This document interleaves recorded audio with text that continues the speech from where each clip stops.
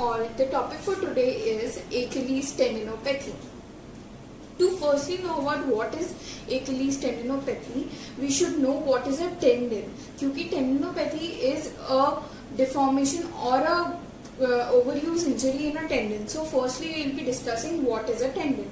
So if we talk about tendon, जो basic storyline है वो सबको पता है कि tendon is a connective tissue which is made up of a collagen and it connects a muscle to a bone. But अगर हम उसके contents की बात करते हैं तो उसका जो content of a tendon is tenoblast and tenocytes. So what are tenoblast and what is a tenocyte? As the name suggests, जो tenoblast है, it is made up of teno and blast. Teno is related to tendon and blast means the forming cells. इसका मतलब tenoblast क्या है? The tendon forming cells. अब tendon forming cells means they form the tenocytes. ठीक है? क्योंकि tenocytes are the basic component of a tenocytes. ठीक है? अब now we'll discuss what is a tenocyte. तो अगर हम tenocyte की बात करते हैं तो we quote a term for it that is mechano sensitive cells. ठीक है? अब अगर हम नाम पे जाएं तो mechano sensitive से हम क्या समझते हैं? Mechano sensitive means related to force. ठीक है?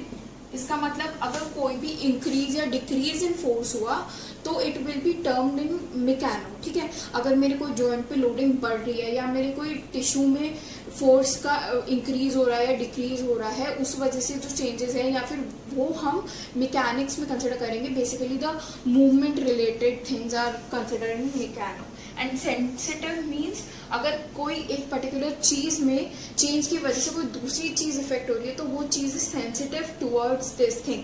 जैसे कि अगर कोई भी अगर जैसे कोल्ड होती है तो हमें विंटर्स के मौसम में our body response to it through shivering, जिससे कि हमारी हीट रिड्यूस हो. तो क्या हुआ? हमारी body sensitive towards the thermal change. तो उसी तरह अगर हम बात करें तो टीनोसाइट्स आर मेकेनो सेंसिटिव. इसका मतलब क्या हुआ? अगर हमारे टेंडन पर कोई भी फोर्स का इंक्रीज या डिक्रीज होता है ना, तो जो टीनोसाइट्स होते हैं उनमें डेफिनेटली टीनोसाइट्स के साइज में जो है वो चेंज आएगा. ठीक है? अब साइज में चेंज आने का क्या मतलब है? साइज में चेंज कैसे आ सकता है? कोई भी एक सेल की अगर हम बात करें तो उसका एक स्ट्रक्चर होता है, सेल मेम्ब्रेन. ठीक है? Basic structure, the cytoplasm. ठीक है? एंड अब we talk about the third is nucleus. ठीक है? तो अगर हम बात what are the changes in tenocyte, तो क्या करेगा? जो सेल मेम्ब्रेन है वो अपना साइज रिड्यूस कर देगा और जो साइटोस्केलेटन है उसके जो कंटेंट्स है वो श्रिंक हो जाएंगे. ठीक है? तो अगर ये कंटेंट्स एंड श्रिंक हो रहे हैं, सेल मेम्ब्रेन का साइज रिड्यूस हो रहा है, तो इसका ओवरऑल साइज डिक्रीज हुआ एंड हेंस जो हमारा मस्क्यूलो टेंडिनस जंक्शन होता है, एंड ये जो अगर हमारी ये बोन है और हमारा मसल, ये टेंडन है, ये हमारा मसल है और ये हमारी बोन है, तो ये जो मस्कुलर टेंडिनस जंक्शन है इस पे जो फोर्सेस आ रहे हैं that leads to certain amount of compressive forces of a tendon. तो ये टीनोसाइट्स का साइज कम हुआ and hence they transfer the force to the bone. ठीक है? अब जो सेकंड कंटेंट है टेंडन का दैट इज एंथेसिस. ठीक है? Enthesis is a fibrous connection between a muscle and a bone. अब fibrous connection means उसमें बहुत सारे collagen structures होंगे and then अब मैंने बोला it is a connection between a tendon and a bone. मतलब जहाँ हमारा टेंडन बोन को जोड़ता है, मतलब कि at this point. ठीक है?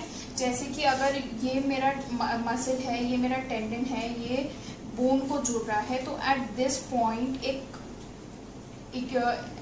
फाइब्रस स्ट्रक्चर होता है जिसका अक्यूमुलेशन हो जाता है, वही एंथेसिस होता है. अब एंथेसिस का सिग्निफिकेंस क्या है?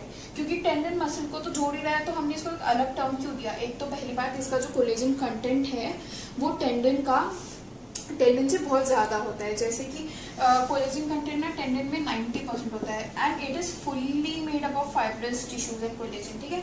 तो अब इसका काम क्या होगा? क्योंकि फाइब्रस है तो ये बहुत हार्ड होगा एज कम्पेयर टू टेंडन, तो ये बोन और टेंडन के अटैचमेंट को फॉर्म करता है. That is why enthesis is necessary in a tendon as a content. ठीक है. अब अगर हम तीसरे कंटेंट की बात करें टेंडन के, जो थर्ड कंटेंट है टेंडन का, it is collagen fibres which is the most abundant and most important content of a tendon.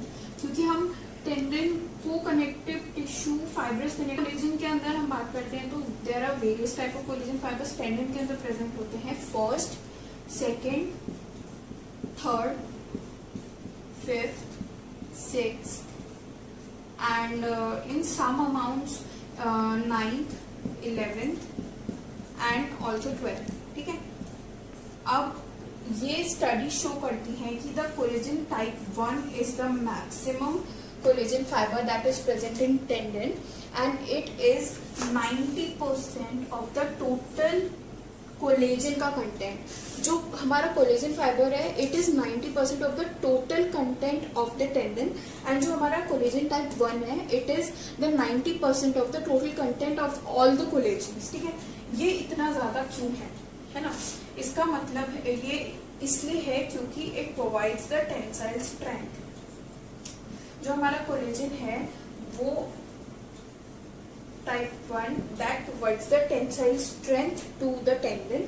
That is why it is needed to be in a strong quantity. ठीक है. In a large quantity.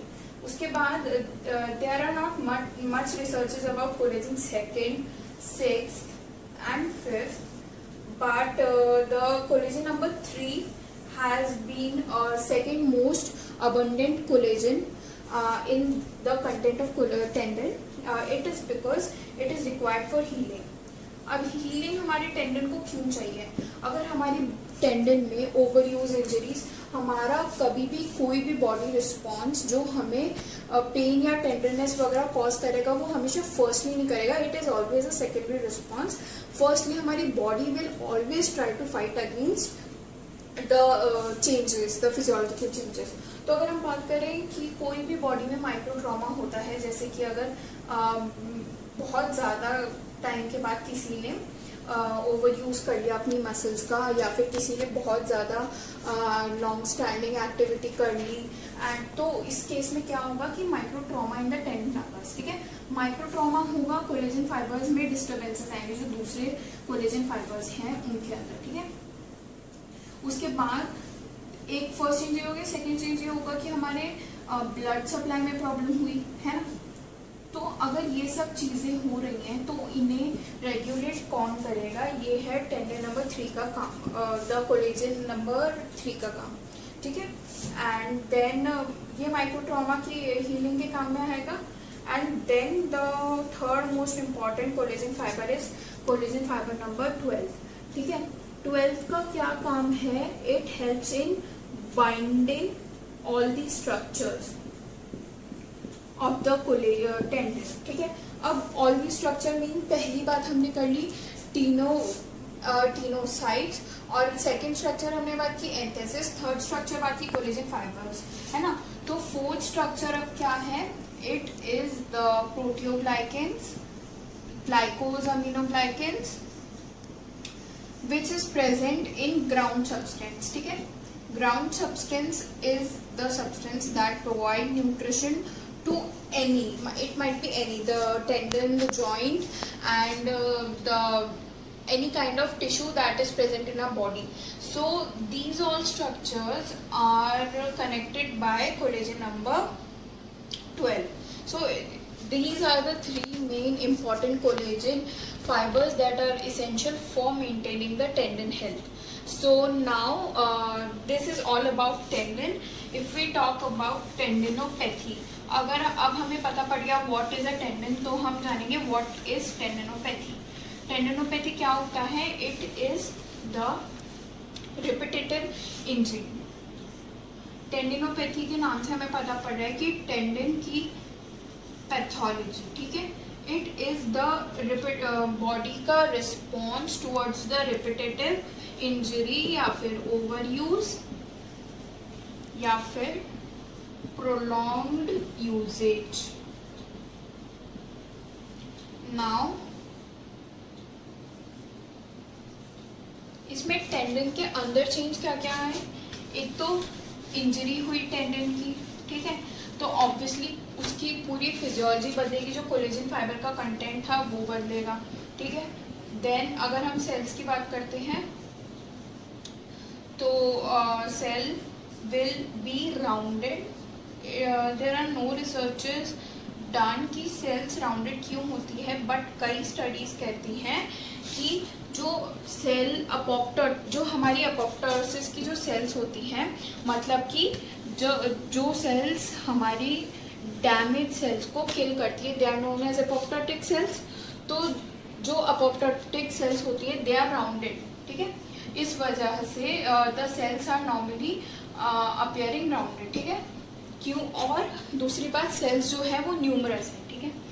Numerous क्यों है? क्योंकि अगर हमारे body का कोई cell का डैमेज है तो जो अपोप्टोटिक सेल्स होती हैं दे इंक्रीज इन नंबर, जिस वजह से वो हमारी डैमेज सेल को किल कर सके। तो हमारी अपोप्टोटिक सेल की वजह से सेल न्यूमरस भी है एंड राउंडेड भी है, ठीक है। अब हम बात करते हैं एकिलीज टेंडिनोपैथी की। So there are various type of tendinopathies like peroneal tendinopathy, supraspinous tendinopathy, Achilles tendinopathy. ये they are named according to the muscle which are involved. So the most common type of tendinopathy is supraspinatus tendinopathy, जो कि already previous video में explain हो चुका है.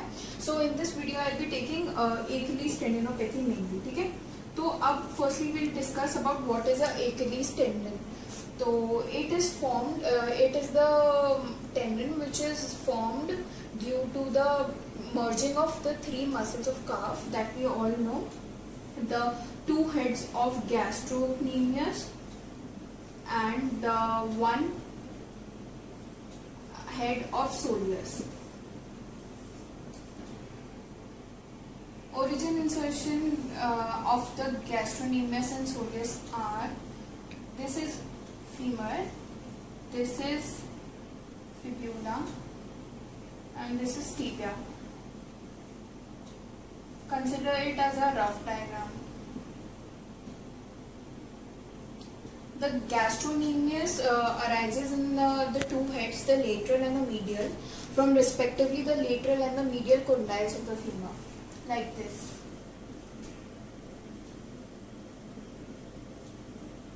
And the soleus arises from the soleal line of the tibia. You all might have studied this in the anatomy, and they join together at the point which is 6 to 8 centimeters above from the inserting point, and this is the calcaneum bone.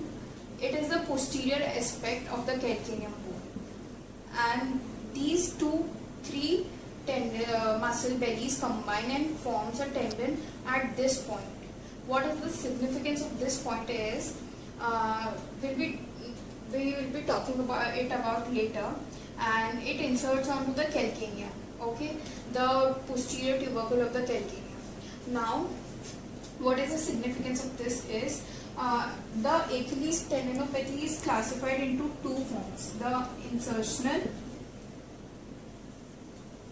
and non-insertional.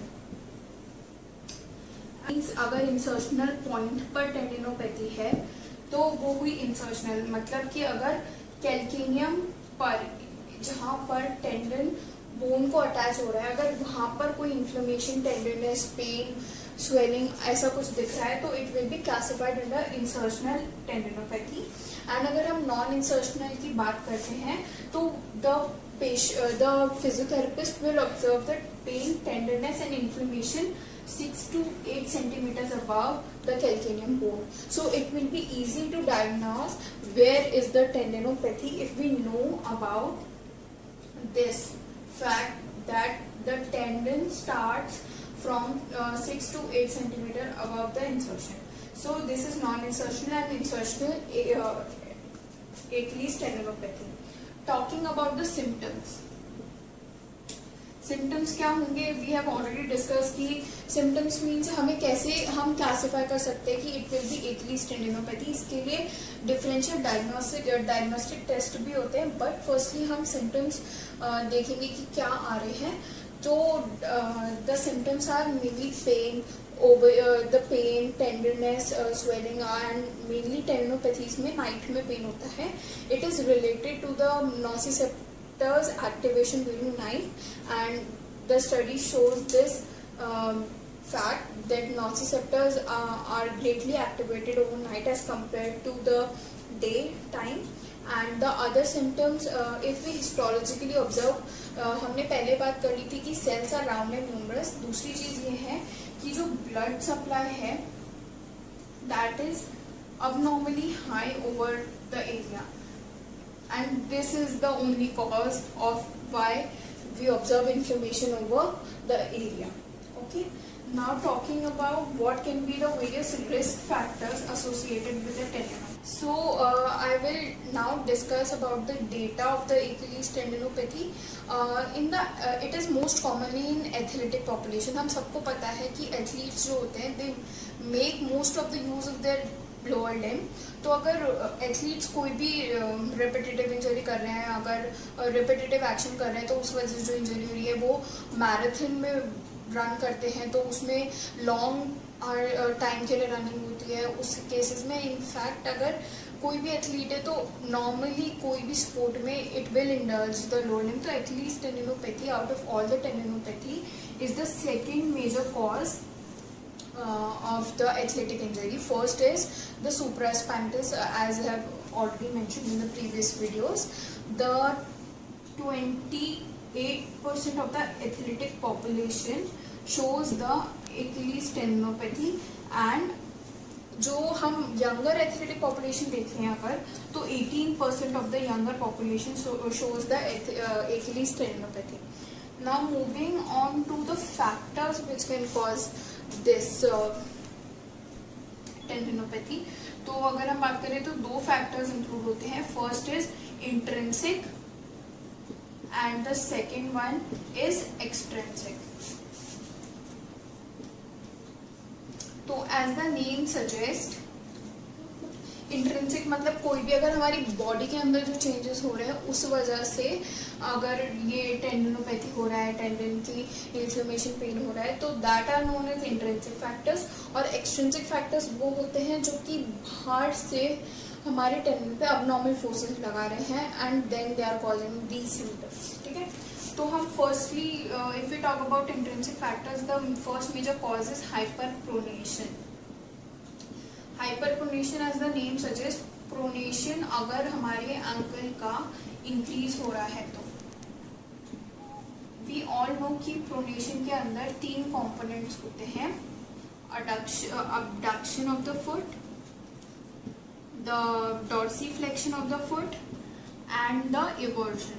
तो ये तीनों का position क्या हुआ अगर हम posteriorly देखें तो abduction, the eversion, ये हमारा लेसर टो हुआ, ठीक है। एंड अगर dorsiflexion देखें तो this is the dorsiflexion of the ankle। तो मतलब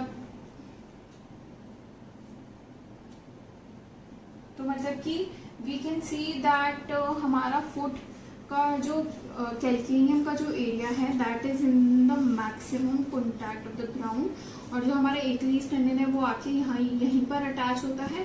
तो अगर ये पॉइंट पर हमारे रिपीटेटिव स्ट्रेस आ रहे हैं तो it will cause the symptoms and exaggeration of these symptoms.